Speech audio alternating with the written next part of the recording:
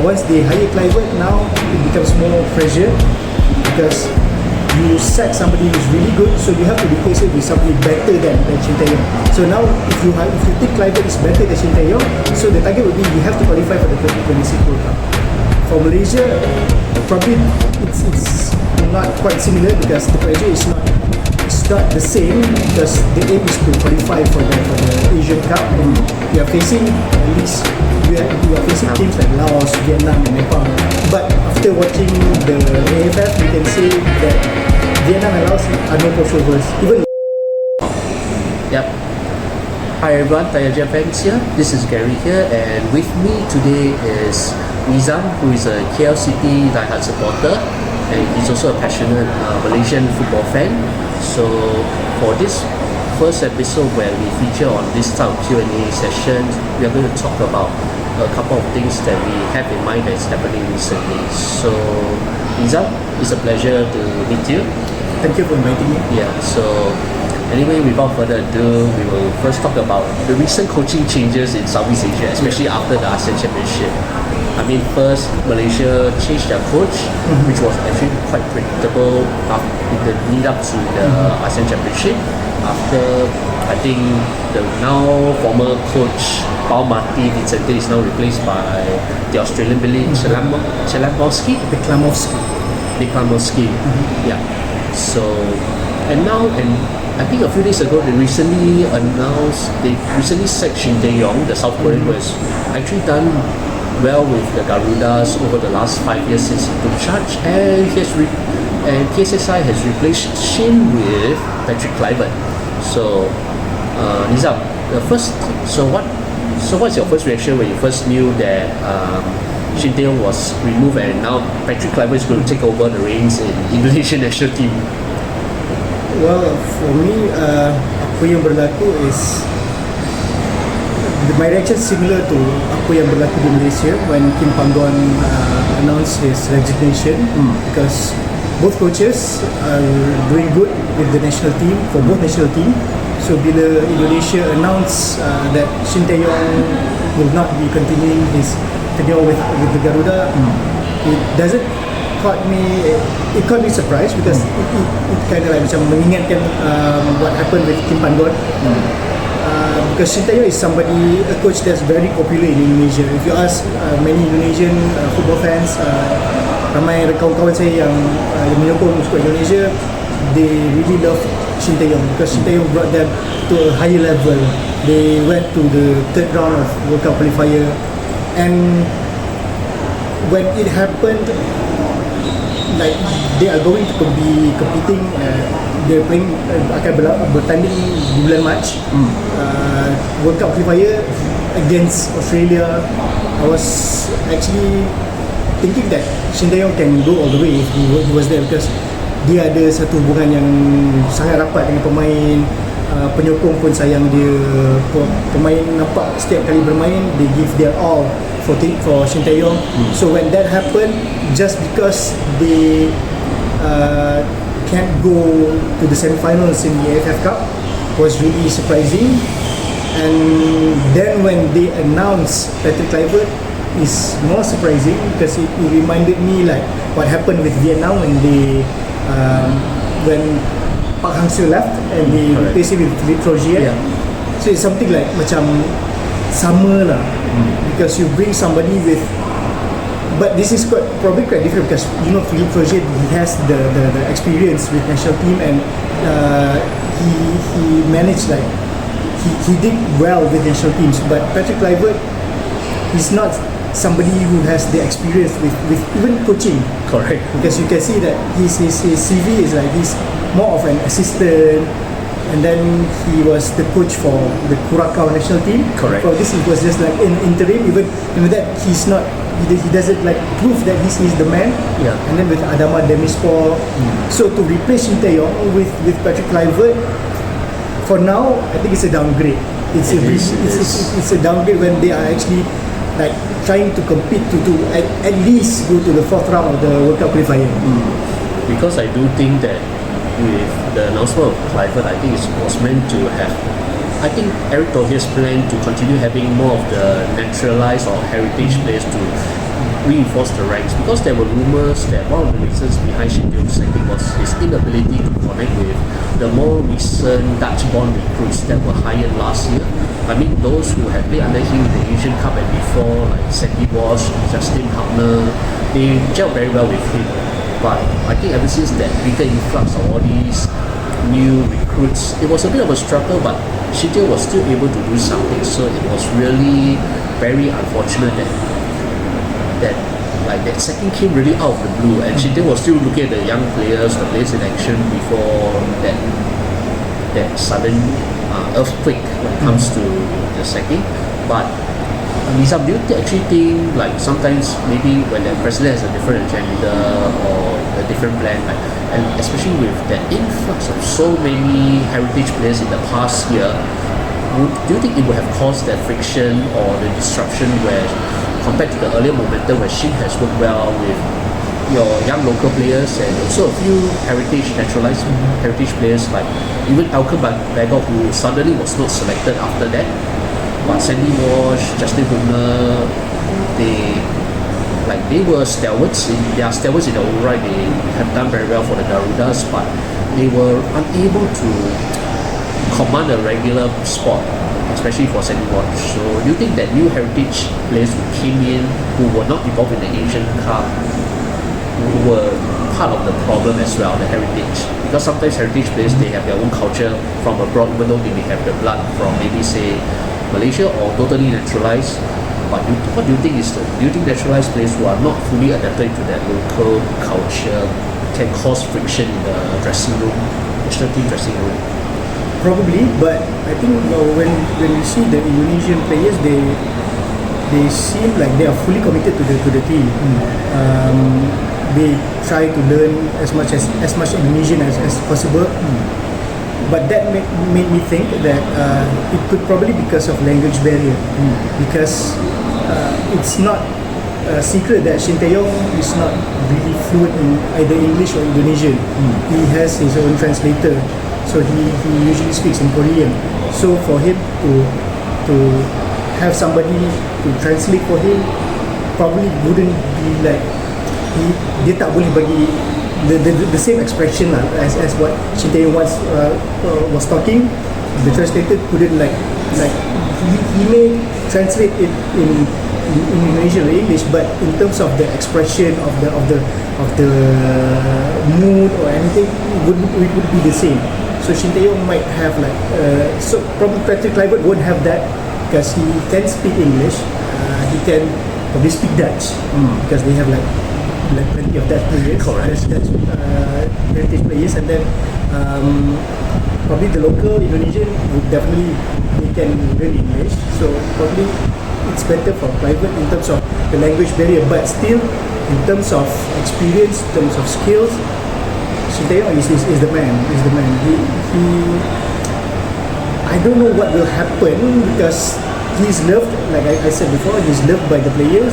So I know they will, and by the nation also. And by the nation, I still believe that they will play for Shin Tae-yong, just like what happened with Chelsea before when they sacked Jose Mourinho and replaced it with Abraham Grant.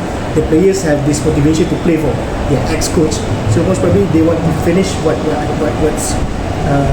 Shin Tae-yong has built, but still we have to remember that Patrick Kluivert might have his own style. He wants to use his own style, his own formation, his own tactical. In a short period of time, the World Cup qualifier will be in March. Correct.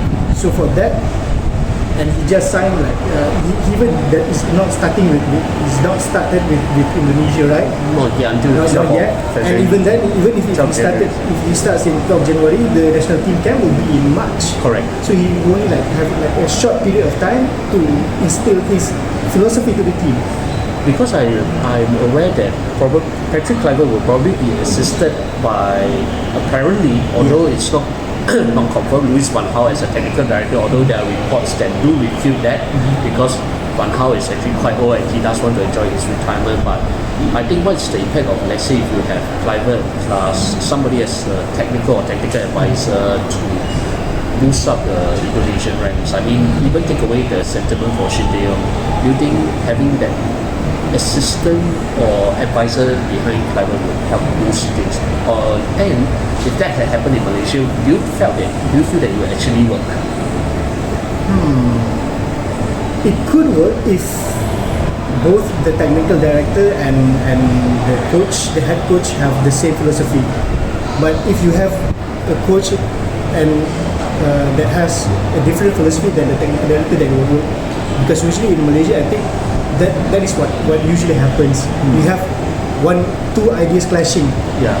So, but you can see that Vangal and Kluivert used to, Vangal used to be Kluivert's coach. Correct. So probably he's somebody who has that same philosophy as Vangal, but still, Kluivert is still too young. He's still like too raw in this because he doesn't have like the experience. So I'm afraid if they bring in Vangal, it's might as well they hire Vangal to be the head coach. True. But still, I think as what you mentioned earlier, Shin Tae-yong sacking does cause quite a, you can say, outright dismay. Same, I think probably the same way that most of the Malaysians felt when Kim Panggon suddenly left. I mean, away from the national sentiment, I mean, I think for both Indonesia and Malaysia fans, and perhaps Thai fans, maybe because Thai FA may start to get running out of patience with Masada Ichi, the Japanese coach, after they lost the AFF ASEAN Championship final to Vietnam. So I think it's that impatience among the key decision makers, whether it's the president or the executive committee of the FA, really undermines the national team, especially when the sentiment is going well in public for the previous incumbent. Well, one thing we have to remember that football is result oriented. So you want, no matter how you say that you can trust the process, but in the end you want a short term success. For Indonesia's case, it will be they want to qualify to the 2026 World Cup, especially after they hired Kluivert, because they know that with Shin Tae-yong, they know it's going to be a process, and even they don't put like a target to qualify for the 2026. They actually put like 2030. But once they hire Kluivert, now it becomes more pressure because you sack somebody who's really good, so you have to replace it with somebody better than Shin Tae-yong. So now, if you think Kluivert is better than Shin Tae-yong, so the target will be you have to qualify for the 2026 World Cup. For Malaysia, probably it's not quite similar because the pressure is not the same, because the aim is to qualify for the Asian Cup, and you are facing teams like Laos, Vietnam, and Nepal. But after watching the AFF, you can say that Vietnam and Laos are no pushovers. Even Laos are no pushovers now. Correct. They can draw against Indonesia, they can draw against Thailand. So it won't be smooth sailing, but at least the pressure is lesser than Indonesia. Because what happened in Malaysia and Indonesia now is what happened with Vietnam before, when they changed Pak Hang-seo. They tried to change like totally different style, Philippe Clozier and Pak Hang-seo. So what they did to repair the mistake, they hire somebody who has like the same philosophy. Or rather, you can say the pragmatic style that worked before. Especially, curiously, it's Koreans who are more able to make the national teams do well in Southeast Asia and beyond. To other more, you can say, some people say exotic coaches who may have the brand name, who have the reputation in the past, but maybe not exactly able to blend into to infuse the new thing that probably they would have wanted. Even last time in Singapore, we hired Bench Tanga after the football that the Lions enjoyed under Radko Abramovich of Serbia. But unfortunately, Stanga was frustratingly unable to implement his style that he wanted. So it's like, you want to change one style that had worked before to another style that you think it would elevate to another level, but history had shown in a way that it could backfire very badly. Because sometimes big names doesn't mean that you'll be successful, because you can see before Thailand with Bobby Robson, Brian Robson, and then Saudi Arabia when they changed to Roberto Mancini. Now Indonesia can hope that it won't backfire lah with Patrick Kluivert, because that's a big name in terms of player. Yeah. In terms as a player, he's a big name. But for a coach, even I saw on Twitter when they asked Krakow fans what they think about Patrick Kluivert, not very good reviews. I guess an ominous warning for the Garuda fans, and also because especially when you have your mixture of heritage or naturalized players against your local players, there will somehow be a tension that could impact the dressing room. Maybe Kluivert will be able to help raise the morale of the Dutch-born players, but the local ones, they may feel very frustrated. Could that be a big friction that could cause problems? Even it will depend on the players, because yes, for now you can see that when we brought in to like many naturalized players, or the local players would feel like there's no point of us playing like all doing our best during in the league, because in the end the naturalized player will play. But at the same time, the pressure would be on Indonesia, because now they have players. You cannot compare like before, when they use local players, they can say, oh, because these players are playing in a lower league. But now they cannot use that, because like let's say they compare with a Chinese player like from China. Now they are fighting, even though China is like in bottom of the group, but higher in the rank for the FIFA, right? But still, if you see all the China players, they play in their local leagues. Correct. Compared to Indonesia, they have players who plays in Serie A, in the Eredivisie, in Championship. So in terms of ranking, you cannot now, in terms of league rank, you cannot use Indonesian league as a bar, as an excuse, because now you are using players who plays in a league that's much better. So you cannot lose against China, you cannot lose against Bahrain, but you cannot lose against Saudi Arabia. But the Saudi games are done already. 1 draw, 1 win under Shin Tae-yong. But that's Shin Tae-yong. Now you brought in Kluivert to replace Shin Tae-yong, so there's no excuse now for them, and it's going to be much more pressure. I think it's not pressure to the players, but more pressure to the management, to the FAs, to PSSI, to Eric Thohir, because Shin Tae-yong is popular, they're on a good run. Suddenly you want to change things just because bad results in the AFF. Now you can see like all the fans are against the management, so even some has called to boycott the games. So it's going to be, we'll have to wait until March to see what happens.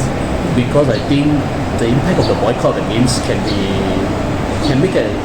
indecisive, because I know in Malaysian fans, they did boycott games in the AFF because it's not Kim Panggon in charge, but it's Pau Mati.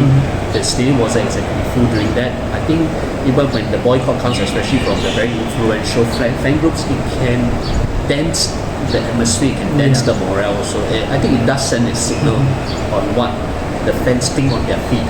But there's still time until March to at least they do like a damage control. Probably, I don't know, PSSI has to do something to try to explain what's happening, because it's this is so sudden. Similar to what when Kim Panggon announced his resignation. It's so sudden because nobody expected this to happen. Because Shin Tae-yong, even if I'm not mistaken, he signed a new contract up till 2027. So suddenly he's let go, and they bring in Patrick Kluivert. So now it's January. The match will be in March, so they need to do something in between this period of time to repair the relationship with fans, so that they will be back together on the same path to support the national team. If not, then it's going to be a waste of talent that we have now. Because especially when Indonesia's place in Group C is like very tight. Take away Japan, who are runaway winners and will qualify by March. The rest is like just 1 point separate the remaining 5 teams. So, and they have 2 games at home. Against Bahrain and China, that they can actually win if everything goes well. And especially when you have a capacity crowd who are always willing to support the national team, whatever happens in the Liga 1 and all that. Especially what happens with Bahrain in the away game. So definitely the fans would like to come and give hell to the Bahrain players. Yeah. So I guess all in all, because while having a new foreign coach is good, but I think ultimately the pressure is on for whoever's the incoming coach, like Patrick Kluivert now at Indonesia. He must get a result from the first game from the get-go. It's not like there's no honeymoon period. to say I still want to test out the tactics in the friendlies because of the way the FIFA international window is structured, the calendar is structured. So it's like the first two games are like quite decisive already, so fast. No chance for you to say, oh, I lose the first two games, experimental error. Especially, as you said, it's now the push towards the 2026 World Cup, not the 2030 World Cup. Not even thinking of even the 2027 Asian Cup, which Indonesia have already qualified. Even we see that the fans are demanding that they want to now, because you sack Shin Tae-yong, the bar is set so high, so you say you bring someone better, so now the KPI will be you have to qualify to this World Cup. Because with Shin Tae-yong, at least I think with the game against Bahrain and China, they can actually be in the top 4, so they can qualify to the next round. But now they want to like automatic qualification. Oh, That's going to be hard. especially with Australia still having the slight upper hand at this moment. I mean, automatic, there's only one more place left lah, because Japan is just way too strong, way too But still, I think the one weird thing that comes up for all this is like it still seems like despite all the talk about Southeast Asia wanting to look beyond the ASEAN Championship to progress in Asia, the thing is like after the just concluded ASEAN Championship already out of the blue, Indonesia sacked Shin Tae-yong because of an experimental failure with the under-21 boys with a few young seniors. Then Malaysia also had already although it was pre-arranged, there was a shift already. And maybe now Masada Ishii. So it's like ASEAN Championship is still like that first entry barrier towards success or failure in Southeast Asia. Still, it's a bit strange when you talk about wanting to qualify World Cup, Asian Cup. Yep, for me, that's the problem now with Southeast Asia, because I think we are looking too far ahead. We are looking too far ahead that we neglect the ASEAN competition. But looking at what happened in the recent EFF, I can see with teams like Laos, you can see teams like Laos, like Cambodia also. Even Timor-Leste did shock few people. I hope other teams like even like Myanmar, probably Brunei, can up their game to make it more interesting, because for the past few seasons we can only like we can know lah the four teams that will go to the semi-finals.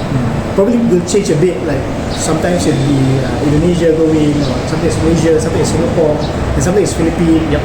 But Vietnam, Thailand will definitely be always there. The first always team. there.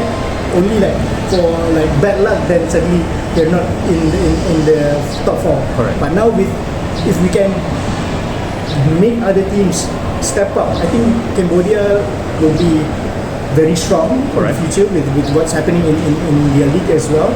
So if we can make all the team in Southeast Asia to be more competitive, then the AFF Cup would be very better, because if we have a strong AFF, then we will have a strong Asia.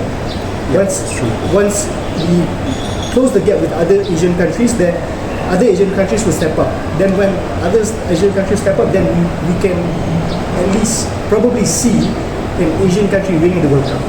So it starts with the regional competition. You cannot just jump to the world stage. You have to start with the region. You can see like how Europe are doing with their competitive in their own region, and then how the East Asia region, the West Asia region. So we need each region in Asia to be competitive, so it can help the whole continent, and then one day we can see Asian countries and probably at least playing in the final of the World Cup. Alright, I think with those coaching changes and from those perspectives, I think really it's inevitable that actually, how do I put it? It's inevitable that there will be pressure from the get-go, and also I would say the priority is to do well in Southeast Asia first, which I think in the elusive pursuit of trying to reach for the World Cup or even the Asian Cup, that Southeast Asian FAs lose sight to, because there are so many, because Asia got 46, 47 member nations, and there will be so many seats, even though they have 24 team Asian Cup, but usually your big guns are already well established, especially from East Asia and Middle East, and Central Asia also, so it's really quite a massive challenge with the minors from the rest of the other regional confederations to push up. So, and for Patrick Kluivert, and even for the new Malaysian coach Cklamovski, both of them will have a challenging task at various levels from the get-go. It's like they have to do well from the start. There's no honeymoon period, so it's really those coaching changes. I hope even should Thailand change their coach, if they should sack Nishi, it's probably the same. The new coach, whoever foreign coach that comes in, the demand is always there from the get-go. No such thing as I want to see what happens in the first few games, then like Singapore's or India, but so it's like the pressure is on them to show their quality instantly. So I think with that we wrap up the interview. Terima kasih, Anizam. Thank you very much. Yeah. Alright. So with that we wrap up this Q&A round session here. Right. See you.